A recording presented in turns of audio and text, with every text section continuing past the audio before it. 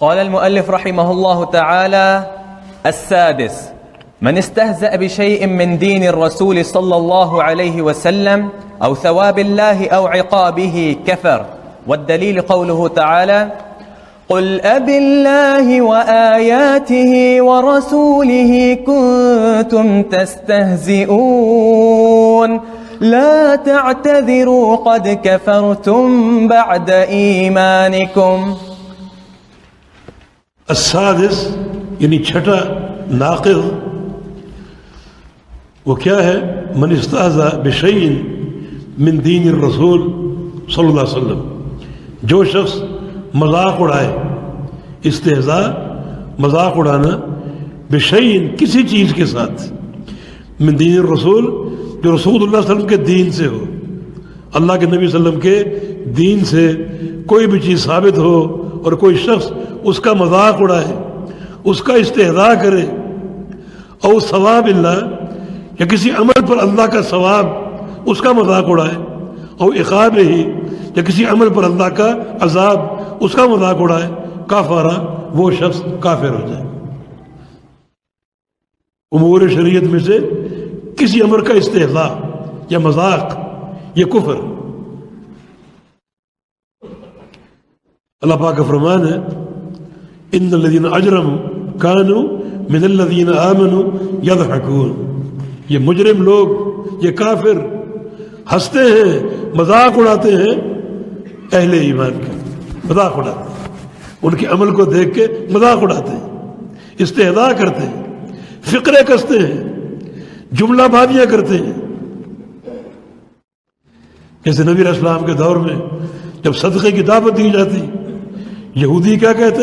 ان اللہ فقیر ونحن اغنیاء، اس کا معنی یہ اللہ فقیر ہے اور ہم مالدار ہیں، صدقے کا مذاق۔ اور صحابہ اس دعوت کو سن کر صدقہ لے کر جاتے، کوئی زیادہ اور کوئی کم اپنی توفیق کے مطابق۔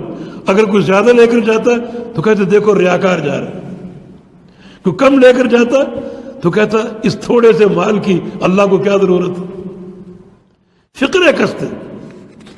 آج بھی اس قماش کے لوگ ہیں، کوئی داڑھی کا مذاق اڑا رہا ہے، کسی کی شلوار اونچی ہو اس کا مذاق اڑا رہا ہے۔ جو امور دین ہے، بعض لوگ تو نماز پر تنقید کرتے ہیں، کیا چیز ہے، کبھی اوپر کبھی نیچے، اور کبھی بیٹھنا کبھی کھڑا ہونا، کبھی جھک جانا، کبھی گھٹنے ہاتھ اور پیشانی زمین سے مس کر دینا، کیا چیز ہے؟ حج کیا چیز ہے؟ کبھی دوڑ رہے، کبھی آہستہ چل رہے، کبھی دو چادریں لپیٹی ہوئی ہیں، کبھی سو رہے ہیں، کبھی جاگ رہے ہیں، کبھی چکر لگا رہے ہیں، کبھی دوڑ رہے ہیں، کیا چیز ہے؟ قربانی پر مذاق ہے، یہ پیسے کا ضیاع ہے، یہ استہزاء کی وہ صورتیں ہیں کہ جو لوگ بھی اس قسم کی جملے ادا کرتے ہیں وہ کافر ہو جاتے ہیں۔ ہر دور میں مجرمین کا شیوا رہا ہے۔ اللہ پاک کا فرمان ہے: وَلَقَدِ اسْتُهْزِئَ بِرُسُلٍ مِّن قَبْلِكَ، آپ سے قبل بھی جو رسول گزرے ان سب کا مذاق اڑایا گیا، سب کے ساتھ استہزاء کیا گیا۔ یہ ٹھٹھا اور مخول مذاق اڑانا یہ علامت کفر ہے۔ کوئی کلمہ گو شخص اگر مذاق اڑائے گا شرعی حقائق میں سے کسی بھی حقیقت کا، کسی بھی مسئلے کا، تو وہ کافر ہو جائے گا۔ منافقین کا شیوا تھا: وَإِذَا لَقُوا الَّذِينَ آمَنُوا قَالُوا آمَنَّا وَإِذَا خَلَوْا إِلَىٰ شَيَاطِينِهِمْ قَالُوا إِنَّا مَعَكُمْ إِنَّمَا نَحْنُ مُسْتَهْزِئُونَ۔ اہل ایمان کو ملتے تو کہتے ہم مومن ہیں، اور کفار سے ملتے تو کہتے ہم تمہارے ساتھ ہیں، ان کے ساتھ ہم مذاق کرتے۔ اس مذاق کا صلہ ان کو قیامت کے دن ملے گا۔ تمہارا مذاق اڑانا کفر بھی ہے اور نفاق بھی۔ جو شخص شرعی حقائق کا مذاق اڑائے گا یقیناً وہ کافر ہو جائے گا۔ اور شیخ الاسلام نے اس کی دلیل پیش کی: بالدلیل قولہ تعالی قل اب اللہ وآیاتہ ورسولہ کنتم تستہزئون، کہہ دیجئے کہ کیا اللہ کے ساتھ اور اس کی آیات کے ساتھ اور اس کے رسول کے ساتھ تم مذاق اڑاتے ہو، مذاق کرتے ہو؟ آگے کیا فرمایا؟ لا تعتذروا، اب کوئی عذر پیش نہ کرو، قد کفرتم بعد ایمانکم، مذاق اڑانے ہی سے تم کافر ہو چکے. قد کفرتم، یقیناً تم کافر ہو چکے، بعد ایمانکم، ایمان لانے کے بعد. اس آیت کریمہ کا ایک سبب نزول ہے. یہ کیوں اتری؟ جنگ تبوک کے موقع پر جبکہ نبی علیہ السلام اور صحابہ جنگ تبوک میں مصروف تھے، کچھ لوگ نام کے مسلمان ہوں گے اپنے کمرے میں بیٹھے باتیں کر رہے ہیں اور مذاق اڑا رہے ہیں. چنانچہ ان کے مذاق کے کلمات بھی حدیث میں موجود ہیں. وہ کہتے ہیں کہ ما رأینا مثل قرائنا ہؤلاء ارغب بطونا ولا اکذب لسانا السنا ولا اجبن عند اللقاء. یہ جو نبی اور نبی کے صحابی ہیں، ان میں تین چیزیں. ایک تو بڑے پیٹوں والے، یعنی کھانے والے، بس کھانا ان کا اصل مدعا ہے، اصل مقصد ہے ان کا. اور دوسرا زبان کے جھوٹے.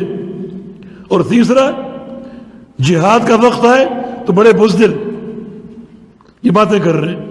ایک ٹھٹھے کی کیفیت ہے اور مخول اور مذاق کی کیفیت ہے.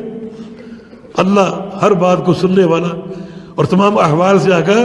اللہ رب العزت نے اپنے پیغمبر کو ان لوگوں کی باتوں سے آگاہ فرما دی. انہیں معلوم ہو گیا کہ ہماری باتیں رسول اللہ تک پہنچ چکی ہیں صلی اللہ علیہ وسلم. اب وہ پریشان ہوئے، نبی علیہ السلام کے پاس آئے اور آ کر کہا ہم تو مذاق کر رہے تھے. یہ باتیں حقیقتاً نہیں تھی بلکہ مذاقاً تھی.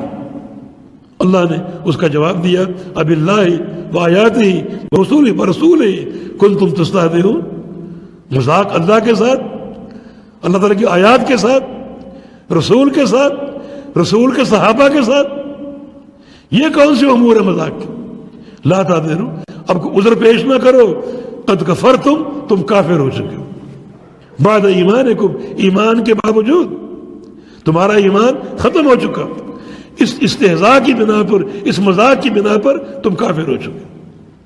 اس کا معنی یہ ہے کہ جو امور شریعت ہیں اللہ کے نبی نے جو بیان کیے، پیش فرمائے، ان کا مذاق اڑانا اور کسی بھی فریضے کا، کسی بھی شرعی امر کا استہزاء کرنا، یہ موجب کفر، یہ موجب کفر اور بڑی خطرناک چیز ہے. کیونکہ دینی حقائق کے مذاق اڑانے والے لوگ بہت موجود ہیں. علماء سے استہزاء، علماء ربانیین جو ہیں اللہ کا شاعر ہیں، اللہ کے شاعر میں سے، اور اللہ کے شاعر کی تعظیم کا حکم، ان کی تکریم کا حکم. علماء جو ہیں یہ دین کے مبلغ ہیں، دین پہنچانے والے. علماء کے وجود کو بڑی اہمیت دی گئی ہے کیونکہ رسول اللہ صلی اللہ علیہ وسلم کے بعد اب کوئی نبی نہیں آئے گا، لہذا علماء کو انبیاء کا وارث کہا گیا.